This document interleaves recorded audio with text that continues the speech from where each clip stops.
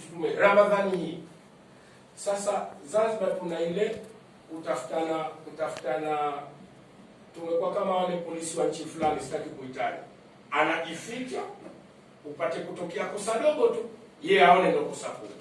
Na ndio mwanadamu alivyoshebwa. Hata hii karatasi, nikikuuliza hii karatasi ina nini umeona, wewe utanionyesha haya maandishi mawili, uweupe wote huone. Ndio nature ya binadamu. Kwa nini nasema hivi? Tunashukuru kama ulivyoanza wewe.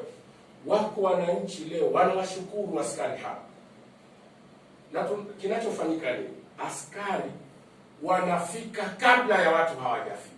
Hiyo tunaita preventive measure. Wanafika, wanatulia, wanasubiri, awe kavaa maski, awe kavaa kawaida. Akija mtu anamwambia hapo usikae. Na ukweli shesani, mtu akishamuona pale tukavaa maski, kavaa na combat, huyo mtu akai, na ndio lengo letu pale wasikae.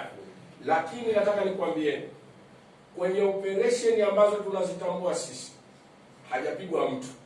Isipokuwa, na sikatai, wako baadhi ya vijana wetu ambao tayari nimeshamwagiza katibu mkuu tangu juzi kuhakikisha wale maaskari ambao wanaletwa kwenye clip wamepiga watu au wamemhujumu mtu, jambo ambalo bado halijatokea kwa kiasi hicho, lakini another side of coin nalo lipo.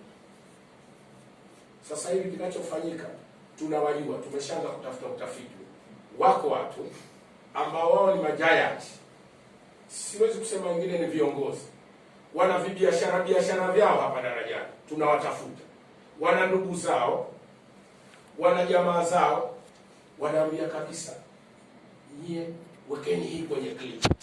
Ikifanywa hii, kama mnakumbuka palitokea tatizo moja wakati wa Mji Mkongwe, akapigwa mtu wa Mji Mkongwe.